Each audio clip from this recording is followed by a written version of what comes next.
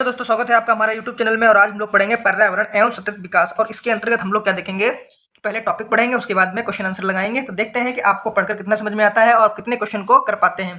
ठीक है दोस्तों, तो चलिए हम लोग चलते हैं। आज हमारा जो पहला टॉपिक है पर्यावरण। ठीक है, तो पर्यावरण के अंदर हम लोग पढ़ेंगे नोट्स। तो नोट्स के अंतर्गत हम लोग देखेंगे कि पर्यावरण की परिभाषा क्या है, आखिर पर्यावरण है क्या है। ठीक है, हम लोग बहुत पढ़ते हैं कि पर्यावरण है, हर चीज में आता है। और पर्यावरण आजकल बहुत इंपॉर्टेंट टॉपिक हो गया है। हर जगह जितने भी सम्मेलन होते हैं वो पर्यावरण से संबंधित होते हैं। ठीक है, और आने वाली जो समस्याएं भी हैं पर्यावरण से ही संबंधित होने वाली हैं। तो आपको क्या करना है, पर्यावरण को खूब अच्छे से पढ़ लेना है कि आप किसी भी एग्जाम में बहुत अच्छे से कर पाए। ठीक है, और आप, मैं दावा करता हूं कि यदि आपने ये सीरीज आपने पढ़ ली तो पर्यावरण से सभी संबंधित क्वेश्चन कर पाएंगे, चाहे वो आईएएस हो, चाहे पीसीएस हो, चाहे कोई भी एग्जाम हो। तो दोस्तों बस लगे रहिए। चलिए हम लोग शुरू करते हैं। तो पहले पर्यावरण की परिभाषा क्या है। तो पृथ्वी पर पाए जाने वाले भूमि, जल, वायु, पेड़ पौधे। अब आप कल्पना कीजिए कि भूमि, ठीक कल्पना कीजिए, जल, वायु और पेड़ पौधे एवं जीव जंतुओं का समूह जो हमारे चारों ओर है। अब हम लोग बैठे हैं, ठीक है, तो भूमि भी है, जल भी है, वायु भी है, और जो जीव जंतु हमारे आसपास में है, चारों ओर हैं, सामूहिक रूप से पर्यावरण कहलाता है। ठीक है, तो पर्यावरण की परिभाषा सीधी हो गई। सीधी परिभाषा क्या हो गई कि हम भैया बैठे हुए हैं, हमारे चारों ओर जो भूमि है, जो वायु है, जो जल है, जो जीव जंतु है, जो इनका सामूहिक रूप है पेड़ पौधे का। ठीक है, चाहे वो मानव निर्मित हो चाहे वो प्राकृतिक हो, तो वो क्या है, पर्यावरण है। पर्यावरण का मतलब है परि, परि माने चारों ओर, आवरण माने घेरे हुए। तो हमें जो चारों ओर से घेरे हुए है वही क्या है, पर्यावरण है। ठीक है, आगे हम लोग देखते हैं। तो पर्यावरण के ये अजैविक और जैविक संगठक आपस में अंतर क्रिया भी करते हैं। तो भैया देखो, जैविक कैसे हो गया, जैविक जैसे हम लोग जीव जंतु पेड़ पौधे। ठीक है, और अजैविक कैसे हो गए, तो अजैविक जैसे जल हो गई, भूमि हो गया, ठीक है, वायु हो गई, अग्नि हो गई। तो ये क्या है, ये अजैविक तत्व हैं। ठीक है, ठीक है, जिनमें जीवन नहीं होता। ये संपूर्ण प्रक्रिया एक तंत्र के रूप में संचालित होती है जिसे परिस्थितिकी तंत्र के रूप में परिभाषित किया जाता है। अब देखो, परिस्थितिकी तंत्र क्या हो गई, परिस्थितिकी तंत्र की परिभाषा क्या हो गई, बताओ।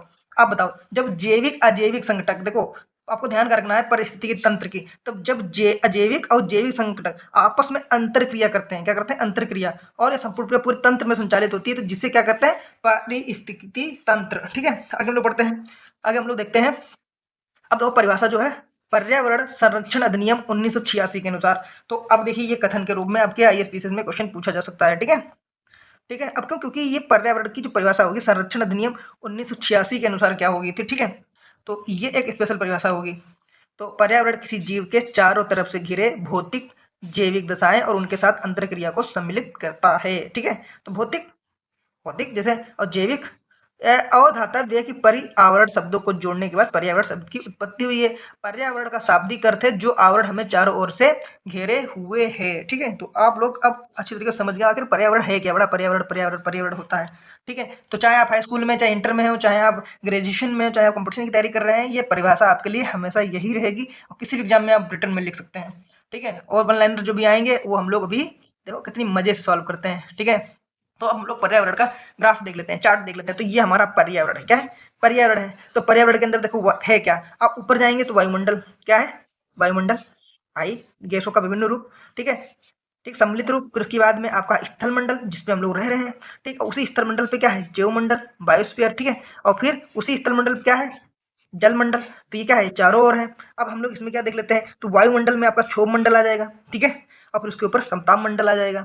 ठीक है, अब हम लोग देख लेते हैं कि जो स्थल मंडल में है, पर्वत भी हैं, मैदान भी हैं, मरुस्थल भी हैं। ठीक है, और जैव मंडल में है, पौधे भी हैं, जंतु भी हैं। ठीक है, और फिर इधर जल मंडल में हिमनद, ठीक, झील, नदी, सागर। तो ये सब क्या करते हैं, आपस में अंतर क्रिया करते हैं। क्या करते हैं, अंतर क्रिया करते हैं। और फिर क्या होता है, यही जो सम्मिलित रूप होता है, यही क्या हो जाएंगे, उसकी अंतर क्रियाएं हो गई। यही क्या हो गया, यही सम्मिलित रूप क्या हो गया, पर्यावरण हो गया। ठीक है, आप लोगों को बहुत अच्छे समझ में आ रहा होगा। मैं उम्मीद करता हूँ कि आप लोगों को बहुत सब चीजें अच्छे से, उम्मीद में अच्छे से समझ में आ रही है। ठीक है, अब हम लोग देख लेते हैं। पर्यावरण एक अविभाज्य समष्टि है, मतलब जिसको, इसके जो घटक है ना, संगठक हैं, इसको अलग नहीं किया जा सकता, उनको मतलब तोड़ा फोड़ा नहीं जा सकता। ठीक है, जैविक अजैविक तत्वों वाले पारस्परिक क्रियाशील तंत्रों से इसकी रचना होती है। तो जैविक जैसे, अब हम लोग सोचो, अब हम लोग जैविक हैं, अब भैया देखो अजैविक जैसे जल है, वायु है, अग्नि है, भूमि है, ये ना हो तो क्या हम लोग कोई क्रिया कर पाएंगे, नहीं क्रिया कर पाएंगे, हम लोग निर्भर हैं। ठीक है, पर्यावरण के तीन संघटक होते हैं। अब ये तीन संघटक याद रखिएगा, देखो, भौतिक या अजैविक। भौतिक में जैसे आपका स्थल, वायु, जल आदि जितनी भी चीजें जिनमें जीवन नहीं होता है वो भौतिक हो गए, अजैविक हो गए। ठीक है, जैविक जैसे पादप, जंतु, सूक्ष्म जीव। ठीक है, और सांस्कृतिक जैसे मानव निर्मित गतिविधियां। तो सांस्कृतिक पर्यावरण के अंतर्गत जैसे धर्म, आप कहीं भी मतलब देखेंगे जहाँ पे हिंदू धर्म के लोग रहते होंगे, वहाँ पर हिंदू धर्म तरीके के लोग, मतलब वही संस्कृति होगी, वही भाषा होगी, वही रीत रहन। जहाँ मुस्लिम धर्म होंगे तो वहाँ पर उनके भाषा, रीति रिवाज, त्योहार होंगे। ठीक, नैतिकता, ठीक है, प्रथाएं, लोकाचार, विधि व्यवहार, प्रतिमान आदि शामिल होते हैं। तो ये सब, ये आप इनको एक एक जगह पर रखिए। एक एक अनैतिकता वाली जगह रखिए, एक नैतिकता वाली जगह, दोनों में अंतर कीजिए। क्या दोनों पर्यावरण अलग एक जैसे होंगे? नहीं, अलग अलग होंगे।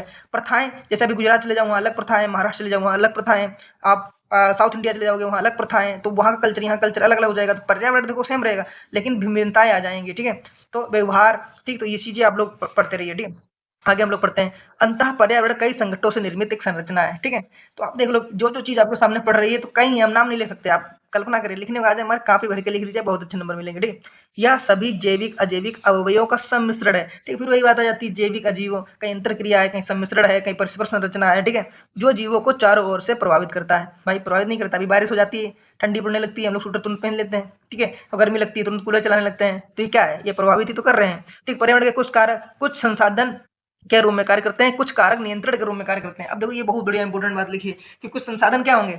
वो कारक के रूप में संसाधन करेंगे। ठीक है, हवा जैसे है, वायु है, चलती है तो मौसम परिवर्तन करती है, ठंडा लेके आती है। ठीक है, तो वही क्या होता है? कुछ नियंत्रक के रूप में कार्य करते हैं। ठीक है, पर्यावरण को हम वृहत लघु स्तर पर समझा जा सकता है। इसके साथ ही आगे हम लोग देखते हैं, इसके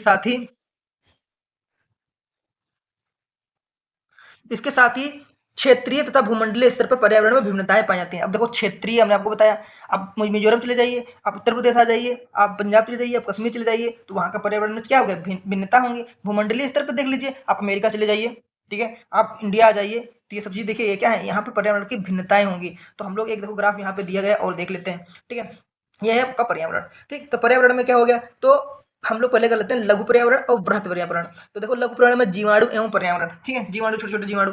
और लघु, इसमें वृक्ष का पर्यावरण होता है, जैसे जंगल, अमेजन का जंगल। ठीक है, तो कारक कौन कौन से होते हैं? संसाधन के रूप में, भाई जो संसाधन हम लोग यूज करते हैं। कुछ कारक होते हैं नियंत्रण के रूप में। ठीक है, ठीक है, आप इन सबको जोड़ के परिभाषा बना सकते हैं। ठीक है, तो विभिन्नताएं क्या होती हैं, कारण क्या होते हैं? देखो, जलवायु में परिवर्तन होता है, मृदा के प्रकार देखिए, लाल, काली, पीली मृदा हर जगह, वैसे वहाँ की खेती, वैसे वहाँ का मौसम, वैसे वहाँ की बारिश, वैसे वहाँ की स्थलाकृतियाँ। ठीक है, तो इस तरह स्थलाकृतियों के आधार पर अंतर, पर्वत, उच्चावच, पठार। ठीक है, तो आप पूरा इंडिया भ्रमण कीजिए, आपको पता चलेगा कि पर्यावरण में क्या क्या चेंज आते हैं लोगों की वजह से। ठीक, अब संगठक क्या होते हैं? भौतिक संगठक होते हैं।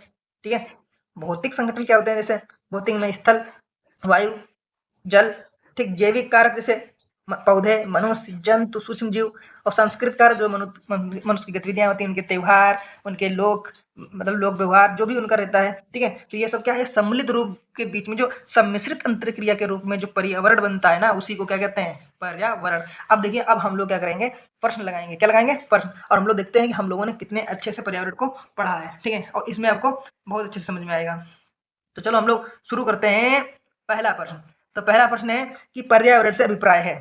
ठीक है, तो अब भूमि, जल, वायु, पौधे एवं पशुओं के प्राकृतिक दुनिया को इसके चारों ओर के अस्तित्व में, ठीक है, ये भी उन संपूर्ण दशाओं का योग जो व्यक्ति के एवं बिंदु के बीच घेरे हुए होते हैं। ठीक है, ये भी भौतिक, अजैविक, सांस्कृतिक तत्वों की अंतःक्रिया व्यवस्था जो जो क्या है? संबंधित होती है।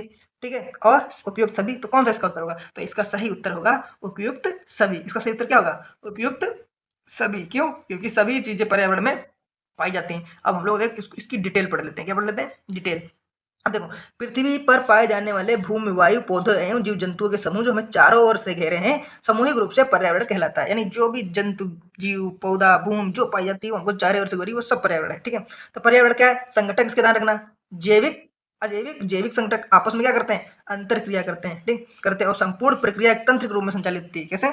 एक तंत्र के रूप में। ठीक, सब एक दूसरे पर निर्भर है। ठीक है, एक दूसरे के बिना संचालित हो ही नहीं सकते। यानी एक नाक से सांस लोगे तो दूसरी से छोड़नी पड़ेगी। ठीक है, तो जिसे प्रतीक तंत्र के रूप में परिभाषित किया जाता है। पर्यावरण संरक्षण अधिनियम, देखो अब ये ध्यान रखने का, पर्यावरण संरक्षण अधिनियम, भैया पूछा है कब आया? तो सीधे याद रखना 1986 में। ठीक है, तो संरक्षण, पर्यावरण किसी जीव के चारों तरफ घिरे भौतिक एवं जैविक दशाओं, उनके साथ अंतरक्रिया को सम्मिलित करता है। ये परिभाषा आप कभी इसके अनुसार पूछ दे तो यही रखना, पर्यावरण किसी जीव, जैसे जीवन हमको चारों तरफ से घिरे हुए भौतिक, जैविक दशाएं, उनके साथ अंतरक्रिया को सम्मिलित करता है। तो हम लोग अगला प्रश्न देखते हैं और इसका उत्तर आपको बताना है। ठीक है, पर्यावरण किससे बनता है? तो देखो, जैविक भूआकृतिक घटकों से, अजैविक घटकों से, उपयुक्त सभी से। तो इसका सही उत्तर क्या होना चाहिए? इसका सही उत्तर होगा उपयुक्त सभी से। चलिए हम लोग आगे पेज पे देखते हैं। हम लोग उसकी डिटेल देख लेते हैं। पर्यावरण का अविभाज्य समष्टि है। क्या है? अविभाज्य समष्टि। कथन दिया जाए पर्यावरण अविभाज्य समष्टि है, कथन सत्य है तो असत्य है, तो आप क्या लिखेंगे? सत्य। ठीक है।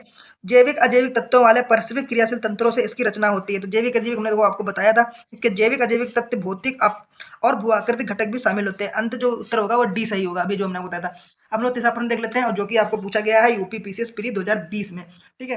तो सामान्यतः पर्यावरण को निम्न प्रकार से वर्गित किया जा सकता है। निम्नलिखित में कौन सा वर्ग का अंश नहीं है? देखो हमने आपको बताया था, तो आप देखो अभी बताए थे, तो उम्मीद करते हैं आप इसका उत्तर दे लेंगे। तो इसका उत्तर क्या होना चाहिए बताइए? देखो परिचालन पर्यावरण, सांस्कृतिक पर्यावरण और भौतिक पर्यावरण अजीव। तो देखो हमने आपको बताया था सांस्कृतिक पर्यावरण मानव अपने व्यवहारों के द्वारा निर्भर करता है। ठीक है। भौतिक पर्यावरण जो हमारे आसपास जो है, जो अजैविक तत्व हैं। ठीक है। और जैविक तत्व जो पौधे जीव जंतु। ठीक है। तो ये परिचालन पर्यावरण नहीं है, तो इसका उत्तर सही उत्तर क्या होगा? ए। तो अब हम लोग इसकी थोड़ी डिटेल पढ़ लेते हैं। ठीक है। तो सामान्यतः पर्यावरण को भौतिक पर्यावरण, सांस्कृतिक पर्यावरण और एवं जैविक पर्यावरण में वर्गित किया जा सकता है। तो ठीक है। तो तीन चीजें ध्यान कर ली। भौतिक पर्यावरण के अंतर्गत भू आकृतियां, जलाशय, मृदा, चट्टाने, खनिज, यानी जितने भी भौतिक हैं। एक सांस्कृतिक पर्यावरण के अंतर्गत मानव निर्मित गतिविधियां जैसे धर्म, नैतिकता, प्रथाएं, लोकाचार, विधि, व्यवहार, प्रतिमान सम्मिलित होती हैं। जबकि जैविक पर्यावरण के अंतर्गत वनस्पतियां, मनुष्य जीव, सूक्ष्म जीव शामिल होते हैं। ठीक है दोस्तों, आज का ये पहला टॉपिक था। ठीक है। अब ये खत्म हो गया है। आपको कैसा लगा आप हमको बताइएगा। अगला टॉपिक लेके आएंगे जिसमें हम लोग पढ़ेंगे सतत विकास, जिसमें हम पहले आपको टॉपिक पढ़ाएंगे, उसके बाद में उसकी प्रश्नोत्तर लगाएंगे। आपको अच्छा लगा है तो दोस्तों हमारे चैनल को सब्सक्राइब करिए और हमको सपोर्ट कीजिए। हम इस तरीके से आपको हर सब्जेक्ट पढ़ाएंगे, हर सब्जेक्ट फ्री में। तो आप कुल्ला कर देंगे, सही बता दे रहा हूँ, लेकिन थोड़ा टाइम लगेगा ना। पढ़ाई जो होती है 1-2 दिन में नहीं होती है। ठीक है। ऐसा पढ़ो कि जिंदगी बदल के फिर पढ़ना ना पड़े। ठीक है। तब तक के लिए दोस्तों बाय बाय, ख्याल रखो अपना।